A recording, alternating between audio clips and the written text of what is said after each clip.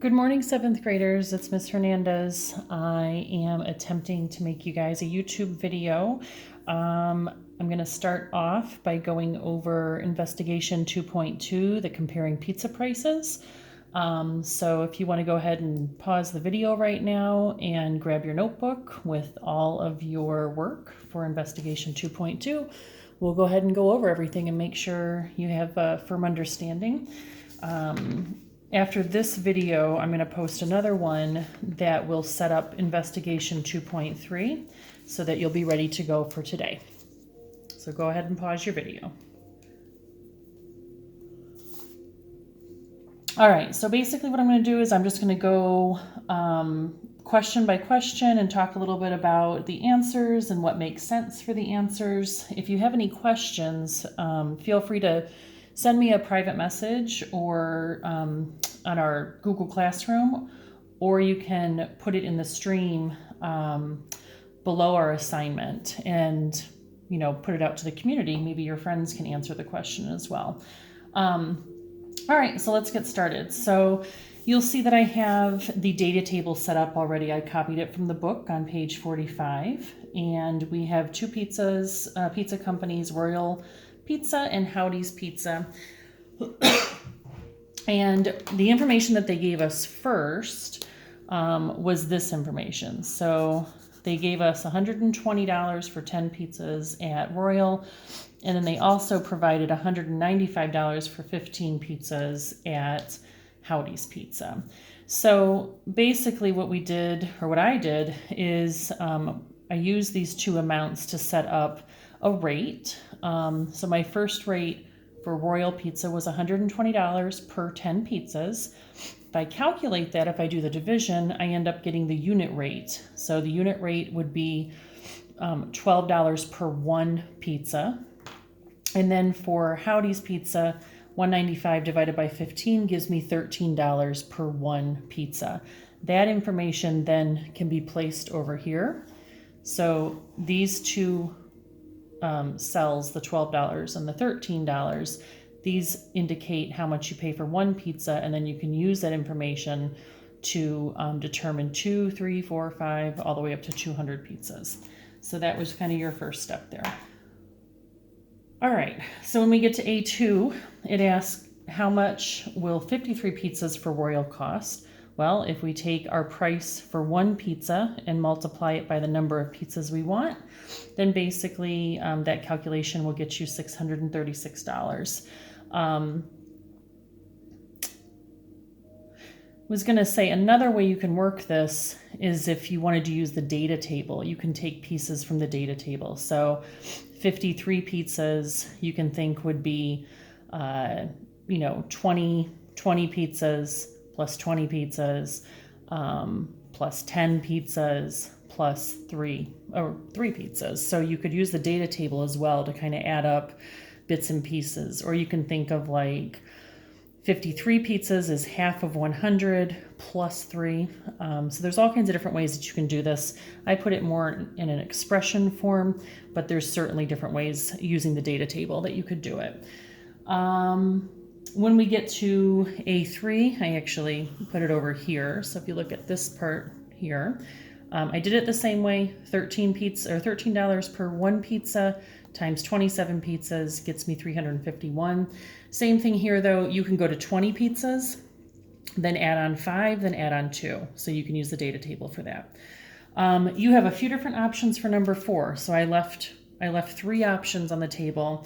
Option 1 was basically saying that if I take the total cost of the pizzas, meaning the cost that I can't go over, so if I only have $400 to spend, I can divide that by the price per pizza.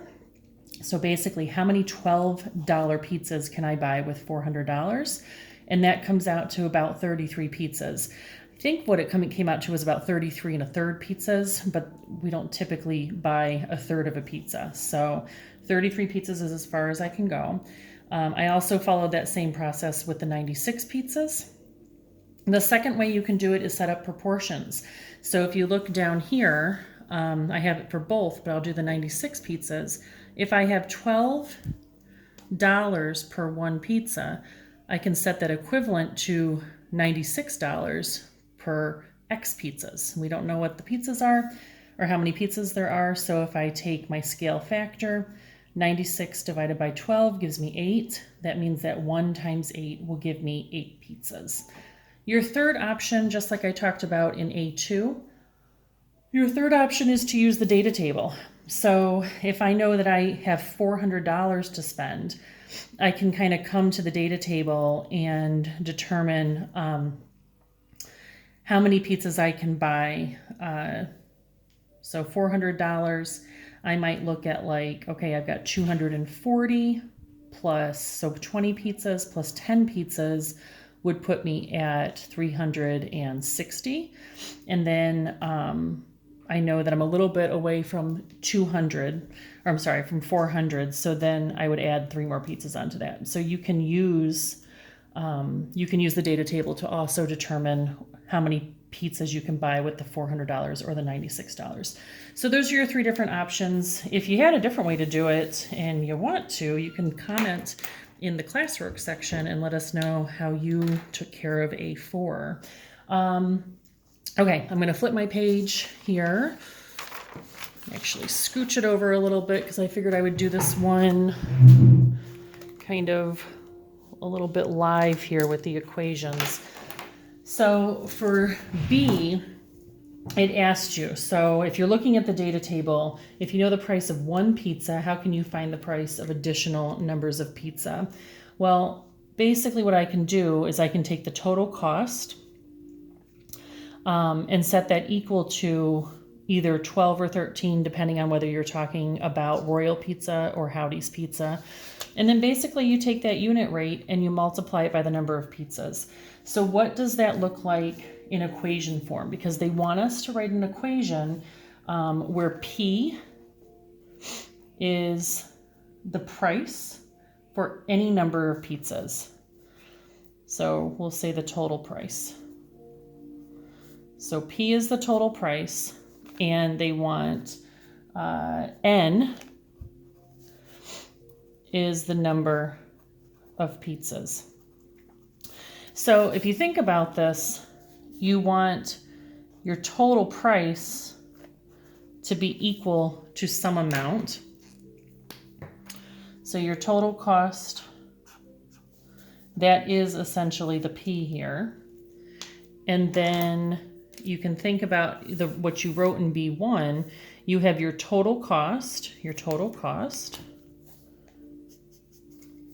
equal to either 12 or 13.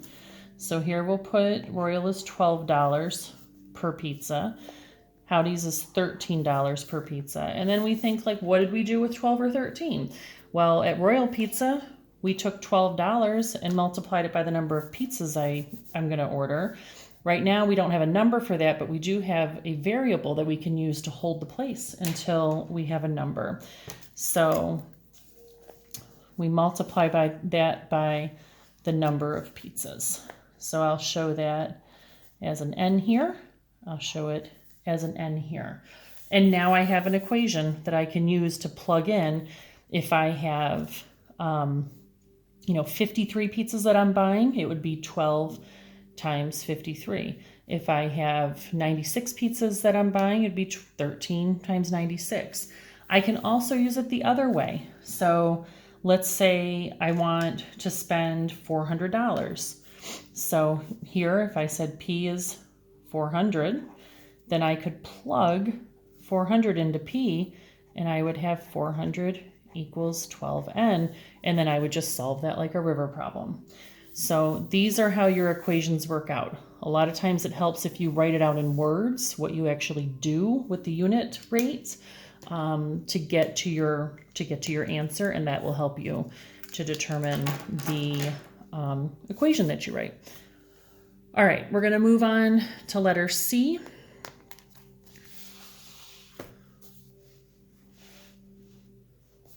Make sure I'm just making sure it looks good in the frame. You can see everything. Hopefully you're on a computer screen. I know this, I tried viewing this on my phone or a video on my phone, and it did not look as good as if I was on the computer screen. So it might help if you're getting kind of a grainy image to go to a computer for this. All right, so letter C has a different situation. We focus in on Howdy's Pizzas. I didn't write my title up here, but I'm going to now. So I've got Howdy's Pizza prices. And when I go to Howdy's, I notice a couple of things. They are telling me that if I want to pick up the pizza, there's no charge. I just come in to Howdy's and I get my $13 per pizza.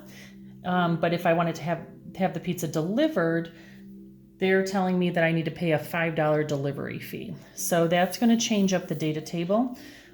If you'll notice, so I knew that for the price of pickup, this row right here is exactly the same as what we had started in the first data table that we did for letter A. So I just copied that information over here. I also included a 0 on this data table, and I actually did that. I went back and did it because later on it kind of asks you to graph it, and the 0 coordinate. So when I have 0 pizzas, how much do I pay? It really helps with the graphing. So I came back and put that in there. So it doesn't have it in the book, but I strongly suggest that you have a 0 to understand what's happening with the graph. So in this case, 0, I put it $5. So even if I don't buy any pizzas, if I'm planning to have it delivered before I even place my order, you can kind of imagine calling the pizza company and telling them you want delivery. Well, they automatically put a $5 charge on there before you even start ordering your pizzas. So before I start ordering, $5, and then every pizza after that is going to be $13. So my data table, when I did this column here, I knew that if I bought one pizza, there was going to be a $5 charge for delivery, so that would be $18. Then if I had 2 pizzas, $26 plus the $5 charge, 3 pizzas plus the $5 charge, 4 pizzas plus the $5 charge. I've outlined some of these patterns in 1B of letter C. So I've color-coded them here. You can kind of look through and see where my patterns are. So I've got the $5 charge kind of coming up here. We notice that it goes up 5 from pickup to delivery. We also notice that if I'm going, every time I increase a pizza by 1, the total cost increases by $13. And then lastly, just in this column or this row right here, if I look at my price per 1 pizza, if I multiply this price per pizza times the amount of pizzas that I'm buying, it gives me that price under column 3, 4, and 5. So 13 times 2 times 3, 4, 5, 10, 15. However many pizzas I'm buying, if I multiply it, it's there. All right, so let's look at letter C. C is where we're kind of going back to the equation we originally wrote. And they want you to identify kind of where you notice this equation popping up, or if you notice any aspects of this equation in the data table. So I thought of 2 things. The first thing would be this 13. So 13 pops up in both rows. So whether you're having it delivered or having it picked up, I see an increase in 13. So it's like my rate of change. Every time my pizza increases by 1, my price increases by 13. So I've got a rate of change happening there. And that's where that 13 comes into play. We also see this equation, specifically this equation, we should identify that it represents this bottom row, because if this equation was what we used for letter B in the last problem, then it makes sense that it works for this row, because this was part of the data table that we used in letter A and B in this investigation. All right, so next page, I'm at 15 minutes. Next page is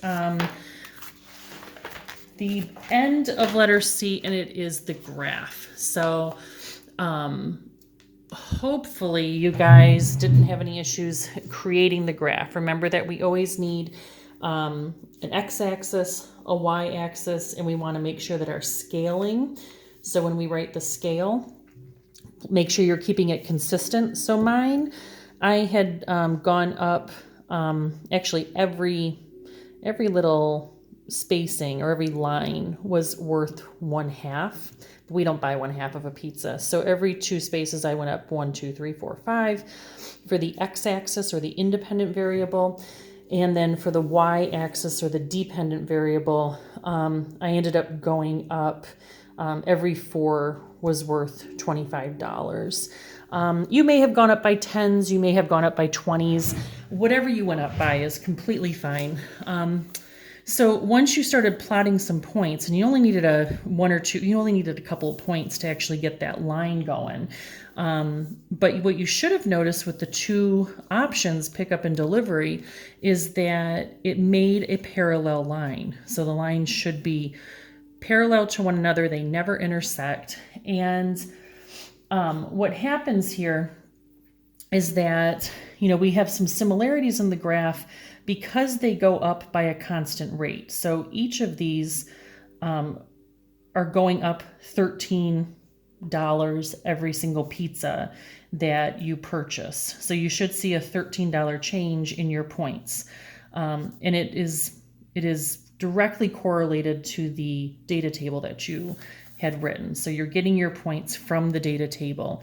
So 1 pizza, $13, 2 pizzas, $26, and so on for the pickup rate.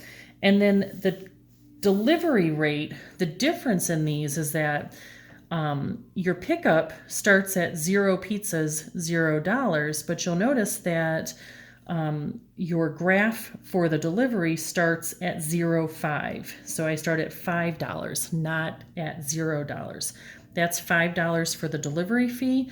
And then after I hit $5, now I'm going up 13 each time, but I have to start at $5 first.